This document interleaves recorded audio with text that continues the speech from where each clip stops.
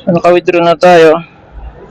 Medyo nawirdohan lang ako doon sa gwardiya dahil doon sa nakamotor. Dahil sumasampa yung motor niya doon sa bangketa ng pinagwi-withdrawhan ko. Asagi pa niya motor ko dahil doon ako pumarata. I know nag-gwardiya siya dahil base doon sa pantalon niya. Pantalon niya, sapatos, kahit naka-helmet siya. Na-confirm ko yun nung pumarada siya. Tapos nagubad siya ng helmet. Always aware ako sa ganyan, lalo na malaking pera yung i-withdraw.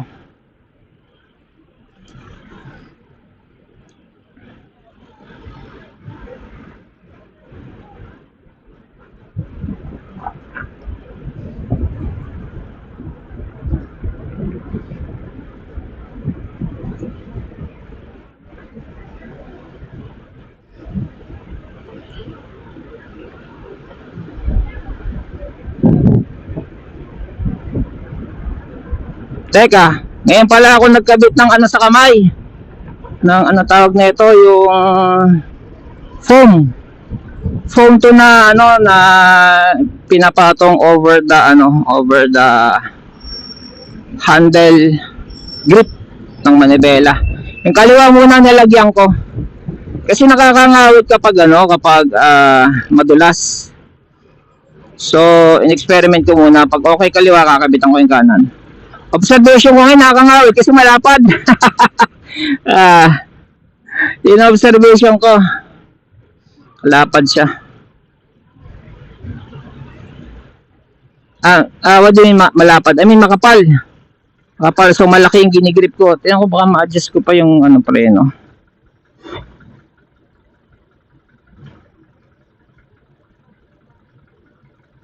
Kasi lagi ako nakahawak sa preno eh.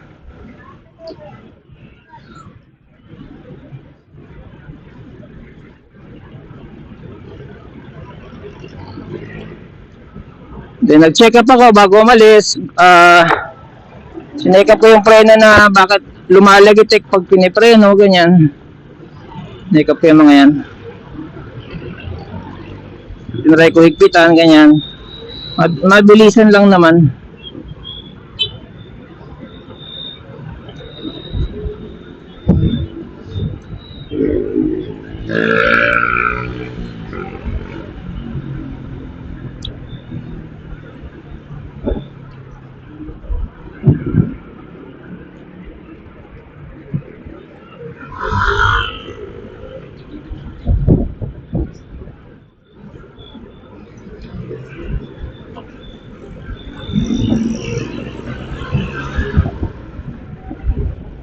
Pag bumili ako ng Brembo na preno, para na lang bumili ng isang motor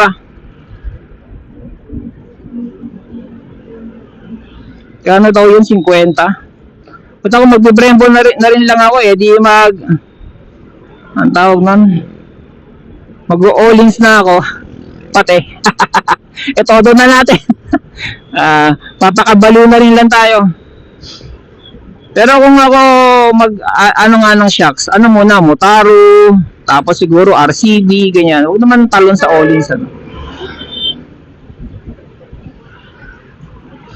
Yung BMW kasi na doon sa isang tropa namin, no? Yung customer ng tiyuhin ko doon sa gun shop niya, Brembo yung yung preno sa harap. And I'm sure sa likod BMW yun. Tapos 4-pot, sangka pa, 4-pot yung caliper Tapos sa harap, hindi lang isa caliper, dalawa yung caliper.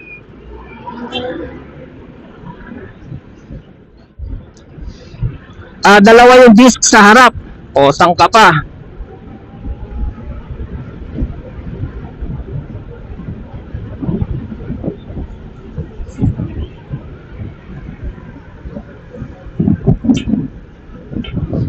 Hindi ko pa nare-research yun kung bakit mas malakas lagi ang preno sa gulong sa harap.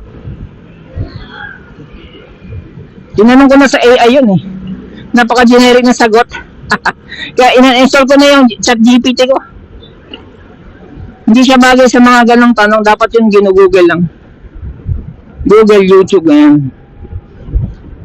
Masyadong safe sumagot ang AI. Pag tinanong mo AI, sasabihin niya, it's best to go to the manufacturer, blah blah blah. Playing safe ang putek.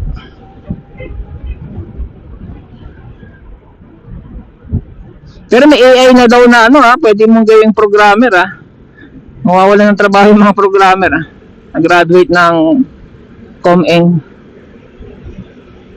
Computer programming pati. Mawalan sila ng trabaho pag yan nag-boom.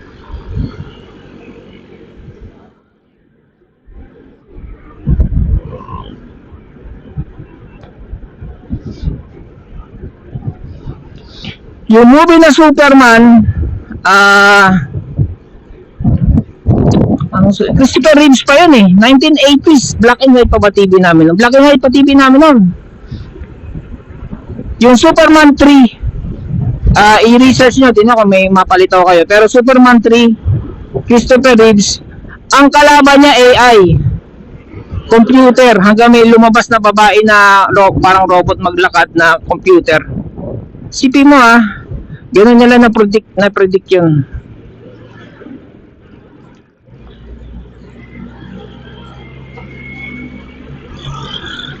'80s pa lang. Yung boring na movie ni Tom Cruise, yung The Dead Reckoning, di ba AI din kalaban niya? Ginawa lang niyang physical dahil merong susi, di ba? Ay putya, sorry. Nasa cable na yun, nasa HBO.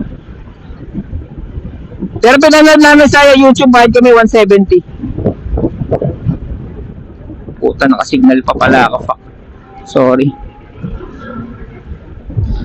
Tagal-tagal na itong signal project ko. Dapat talaga yung motor, may motor ka.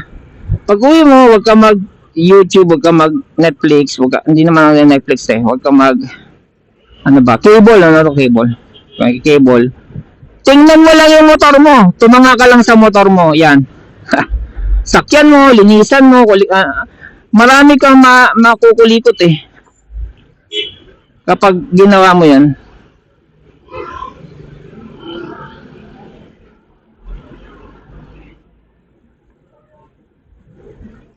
Teka, kaliwa tayo tayo banda.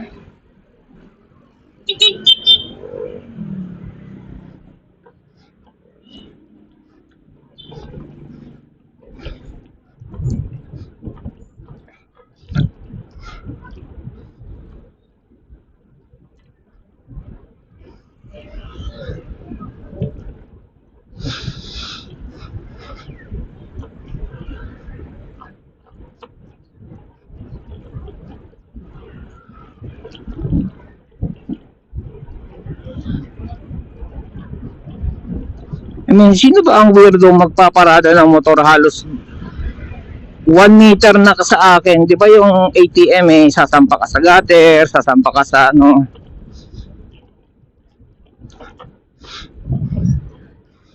Aware kasi ako pag dun sa bangko na yun, yung merong motor na nakaparada dun sa loob ng bangketa, dun sa kahiliran ng ATM. Yung enough lang na makaka-withdraw yung tao. Kaya sabi ko, must be employee to, or more likely guardia yung may-ari ng motor nito. Pero syempre listo pa rin ako. Pucha, naka-helmet pa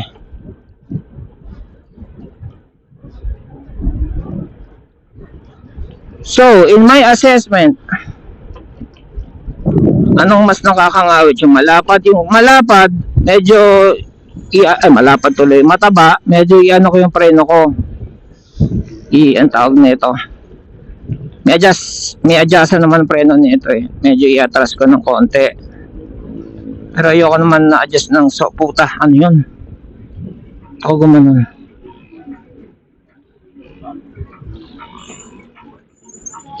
Adjust natin ayoko naman na-adjust masyado na wala, ganun talaga.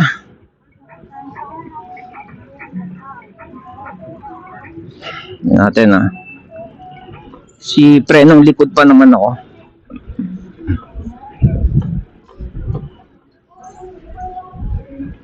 Ayan, baka medyo okay na. Ayan, ito pa lang yung Marcos Highway. Pero sakop na ng Rizal to. Okay. Ako may MMDA dito. And ayon sa balita, yung mga kinakarga nila more on 4 wheels pero hindi pa rin napapakampante. Kasi this is still an e-bike. Although L3 to, this requires license na meron ako and registration na hindi nangyari. Dahil nga si Kambaog during na era na sumikat to, wala namang talaga nagre-require ng L3 registration. So hindi niya na binother dahil pag ginawa niya yon, mapapamahal ang bili ng tao sa keso kapag ginawa niya yun. Kaya ganon. Although nakipag-coordinate ako sa kanya, si staff niya na ganito, nag-i-spy ako hindi may spy, ano ba yun, share ako ng information across may-ari ng DDX1, may-ari ng so far DDX1 lang. Tapos may nag-post kasi ng isa pa yung DXon may nag-post din yun, so sinare ko rin kay Keso yun, Kambaog. Siyempre si Kambaog gusto rin niya na gusto rin niya na marehistro yung mga motorista niya. Kasi kaliwat kanan na nagbebenta ng e-bike, hindi lang Keso. Dahil nga sa hindi marehistro. Kung magagawang marehistro ni Kambaog, edi magandang yan, encouragement yan sa mga naka-Keso.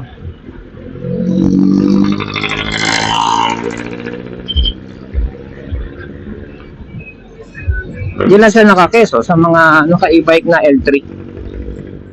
L3 sa mga hindi alam, yun yung above 50 kilograms ang timbang, tapos above 50 kilometers ang bilis. Yan. Siyempre, wala nang pedal yan. Yun yung mga e-bike na pwede nang angkasan. Yan. Powerful enough na pwede nang angkasan.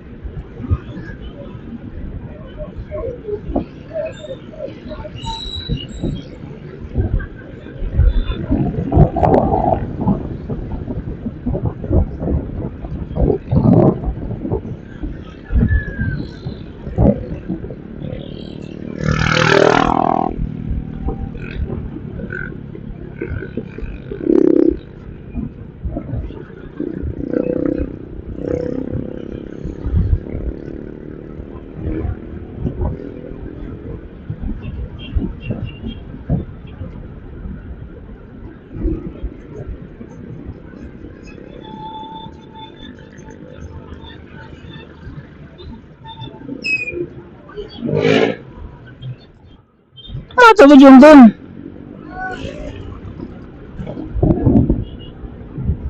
Wala naman tawiran dun.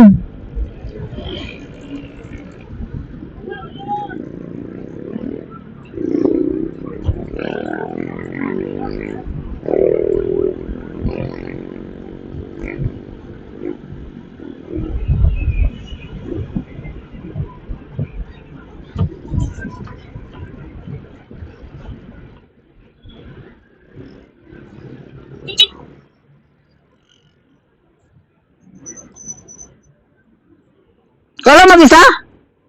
Ikaw lang?